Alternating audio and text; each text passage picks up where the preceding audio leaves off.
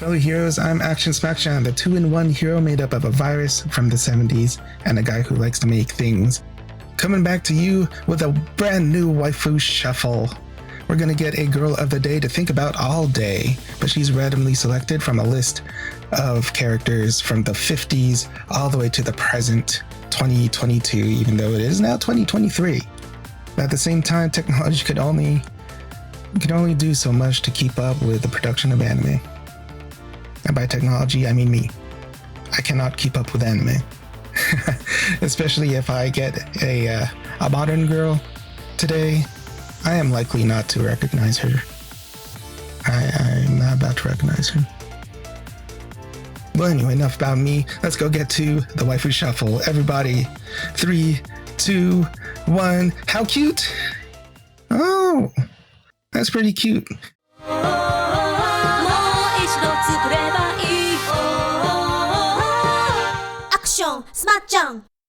It's so cute that we already talked about her, but do I have anything else to say about Kei Yuki? She's pretty cute. At the same time, I thought she was pretty awesome in that CGI movie. I really liked her design. I had the opportunity to get a figure. I think it was a Bring Arts, maybe. It was like an action figure. Specifically that version of her. I thought it was cool. I found her at a booth at a convention once. This was years ago, man. That might have been around 2017, 2018, man. I'm glad that I don't know how to do math anymore, because that would just make me feel bad about how long ago 2017 was. But yeah. Kei Yuki. She can be cute, she can be way cool. Apparently people like to ship her with Harlock. I still don't get it, but at the same time, I still have not finished SSX. But anyway, let's not dwell too much on the past. We need to think about today. The special waifu of today. We can still think about Kei Yuki. I'm not going to stop you from thinking about Kei Yuki because she's pretty awesome. That just means we get to have a special 2 girls to think about today. And that's not a usual thing. That's a special thing. Gonna hit the details. Yeah. 1978. Remember that year. Because that year had Kei Yuki. But anyway, reroll. 3, 2, 1, and Udon. Oh my gosh. I'm saying oh my gosh because I already did an episode on Udon, and that means that's 2 in a row, man. How many episodes of this have I done? To be able to get to a point where I'm getting 2 girls in a row that I've already talked about, but did I say everything I wanted to say about Udon? Osamu Tezuka is my boy. One of my favorite just general creative figures. And apparently if you're in the anime industry and you want to be a important history making figure, your name has to be Osamu.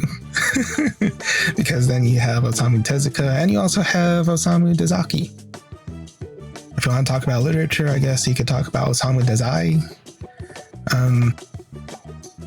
My only exposure to Osamu Dazai was the manga adaptation done by Junji Ito of No Longer Human. And that is a fascinating story. Also, good job, Junji Ito. Oh, I hope I get to talk about Junji Ito. Maybe Tomie is in this list somewhere. I would love to talk about Tomie. I never actually finished reading all of the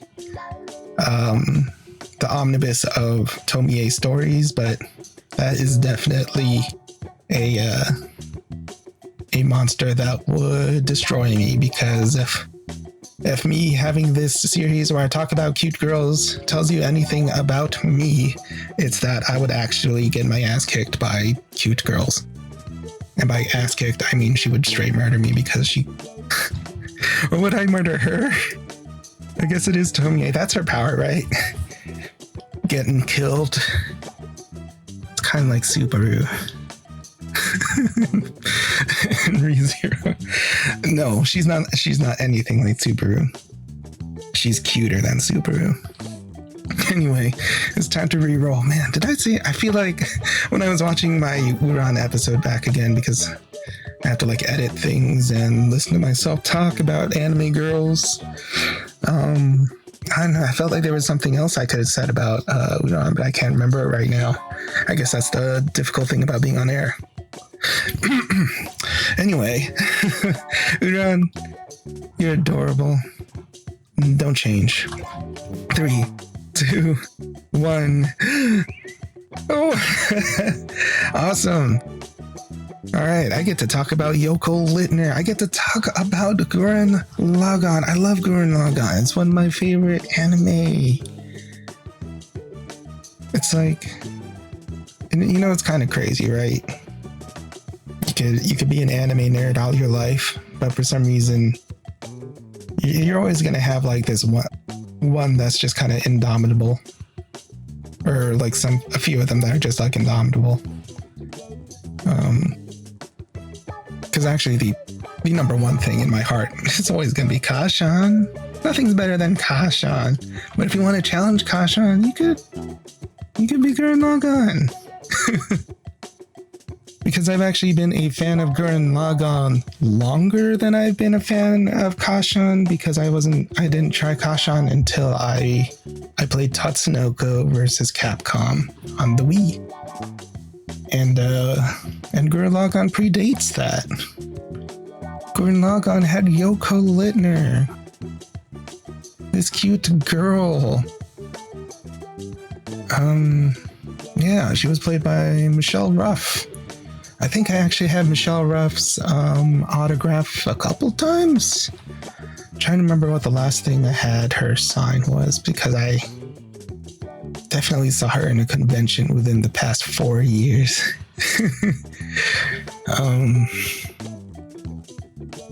I don't remember. I do recall going to one of her panels, one of her voice actor panels, or I think it was actually more of a workshop, and she was sharing a My Little Pony sort of related fan project, I guess. It was an interesting project. It was like a small animation project. It was like a comedy thing. It kind of had a pseudo. It might not have been My Little Pony. It might have actually been like more of like a puppet show. Jeez, my memory not fantastic. But yeah, it was an interesting show, because it was like kind of structured like a sort of little kids, like an early childhood sort of, maybe Muppets. Like it's kind of like it had an aesthetic that makes you feel like, yeah, this is good for children. But the subject matter was actually adult oriented, so you kind of had like the juxtaposition between the character designs and, you know, the medium, like the childlike medium of it, but kind of juxtapositioned with the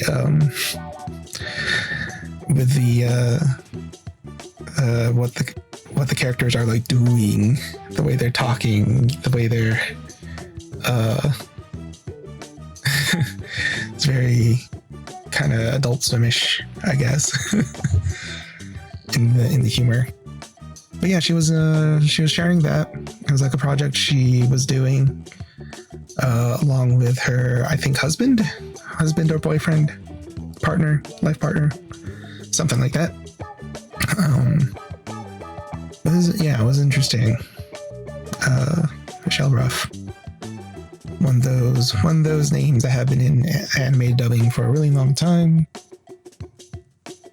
Definitely been to a couple conventions where she was there, but it's hard to always schedule time to see a person, you know, more than once. Like, I always try to make time to watch Johnny. It's always Johnny. I still need him to sign my Infinity Force. He was Ken the Eagle. I love Ken the Eagle.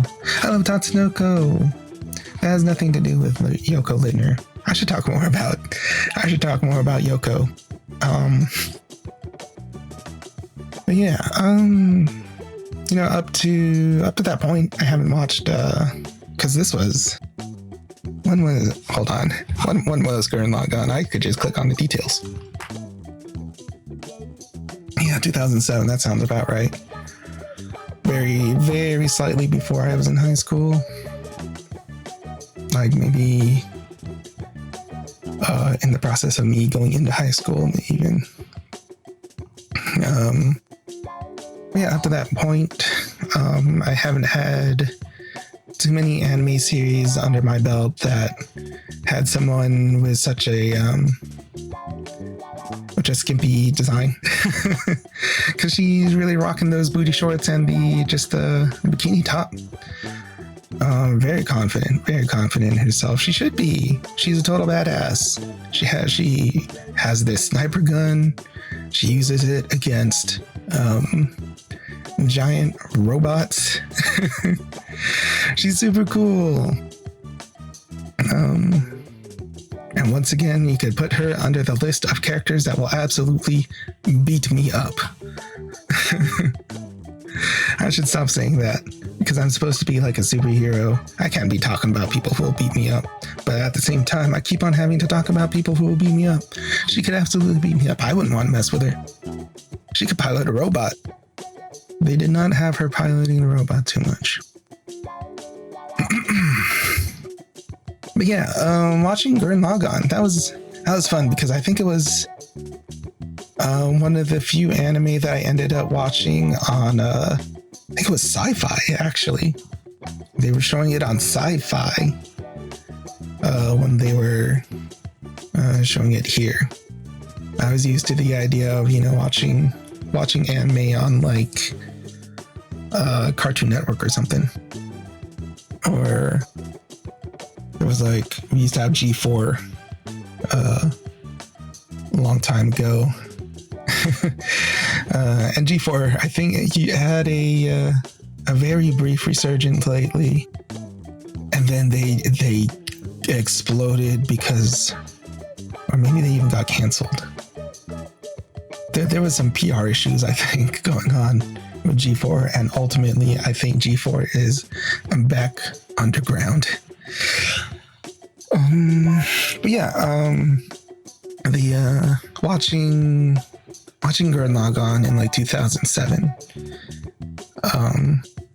That was way back when I used to be excited about watching one episode of an anime every week.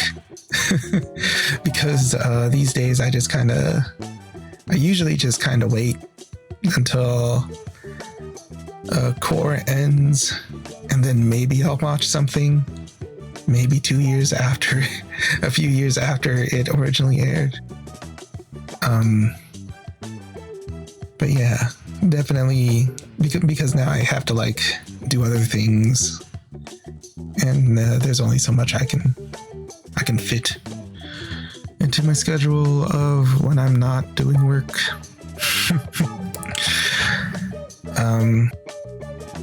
But yeah, Gurren Lagann, it was really cool, right? Because I think it was like on Mondays, and it would give me something to look forward to on like a Monday. And it was also the same day that a new episode of Heroes, the superhero show, the original superhero show, because I don't think it was based off of anything. The superhero show on NBC. And I used to really love that show too. My one and only cosplay that I ever did, and it was for like some sort of school event, was of Hiro Nakamura. And it was like spot on. There were times when I would like pass by my own reflection, right? And be like, whoa, was that Masayoka? Wait, no, it's me. That's what I look like. It's like I like gelled up my hair. I like put on like a suit. and just made my face all Asian looking, I guess. But yeah, that was my one and only cosplay that I ever did, and I think I did a good job. Too bad it wasn't for like a convention or anything. It was just some sort of school event. But yeah, Heroes was awesome. That was a really good show. That made my Monday nights so cool. Because I would watch Heroes, I would watch a new episode of Gurren Lagann, and I also like became a fan of Chuck because that spy comedy show starring Zachary Levi. That was a lot of fun. I used to be able to look forward to something on Monday, and I'm pretty sure it has not changed at all that Mondays are a drag, just universally. But back then, I used to be able to look forward to something for at least 2.5 hours or so on a Monday, and that was awesome. I hope I'm not wrong about it being on Monday. It might have been a Tuesday. Might have been Wednesday. I'm pretty sure it was not Friday. Gosh, 2007 was a long time ago. But yeah, Gurren Lagann. Man, what else is there to say about Gurren Lagann that has not already been said? Wait, hold on. Is Gurren Lagann even still really in like the modern anime zeitgeist? Like, do people like count it as like a forgotten classic? Let me know. Let me know in the comments if like you are familiar with Gurren Lagann. How long it took you to become a fan? But yeah, Gurren Lagann. Back then it was just like something really cool. It was made by Gainax. Gainax, I'm pretty sure, is completely dead. And if it's still alive, it doesn't have anybody that any staff that made anything that we might recognize today, because like the parts that were like Gainax-y about Gainax just kind of went over and created Studio Trigger. So if you're thinking of Gurren Lagann or Pantheon Stocking, I mean, technically those were made by Gainax, but the staff is basically the guys over in Trigger.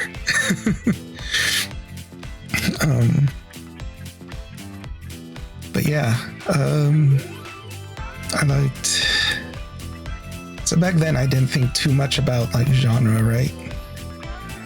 I started thinking a little bit more about just the concept of genre after reading Bakuman. Like Bakuman was like educational to me almost, because it made creation such a tangible thing. But Gurren Lagann is really interesting, right? Because it's a super robot show.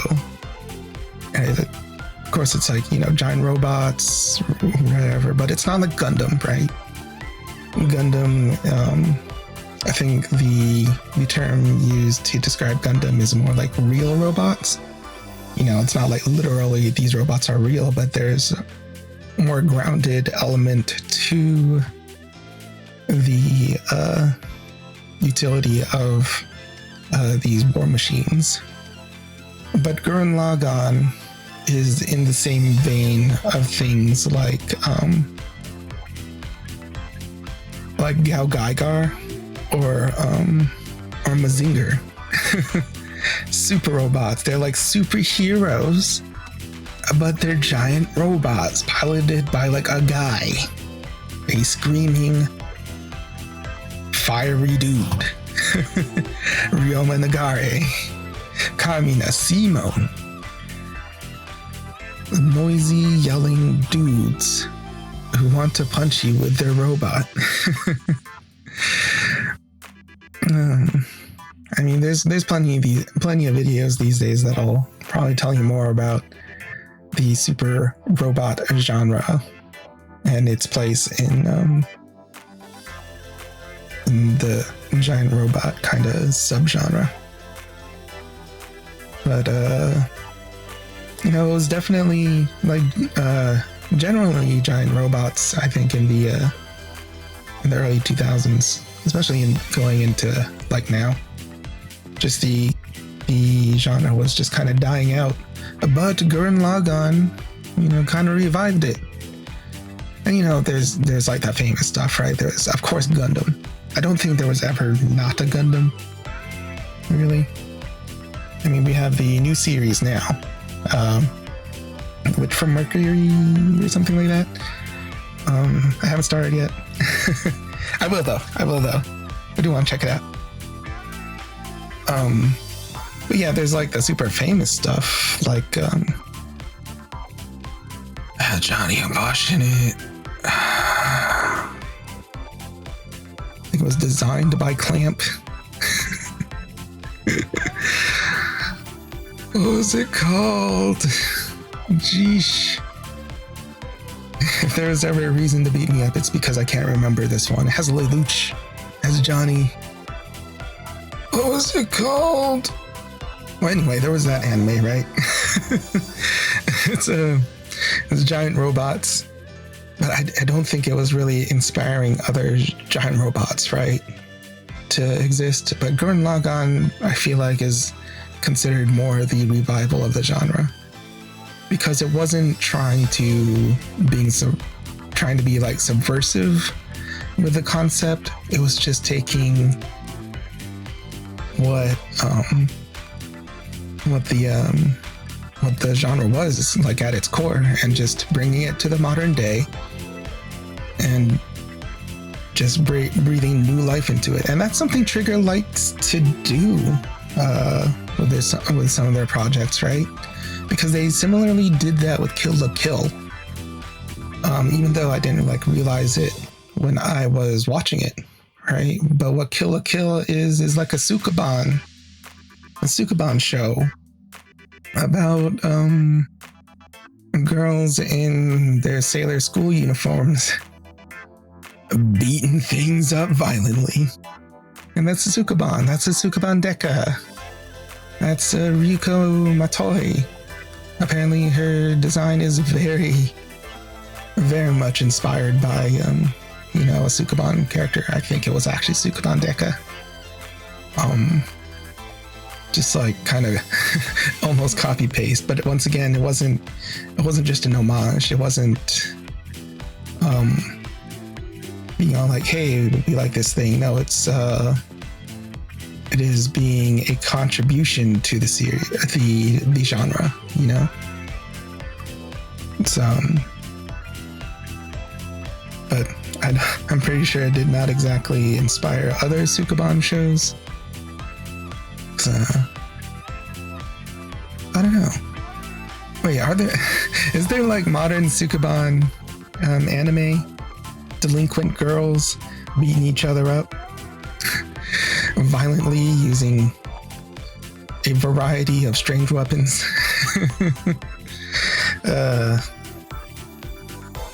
Anyway, Yoko. Adorable. Loved her as a kid. Still love her now. I don't have any Yoko related merch. The only Gurren Lagann merch I ever got was I had like a t-shirt with the Daiguren logo on it.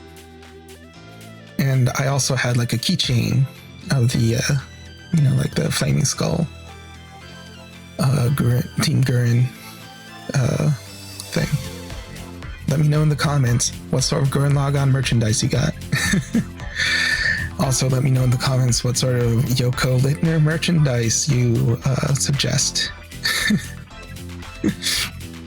Anyway, remember to give the video a like, because we need to talk about cute girls. We need to tell YouTube that we want to talk about cute girls casually. Give the video a like, subscribe to the channel for more cute girl shuffle content. Anyway, think about Yoko today. Everybody think about Yoko today.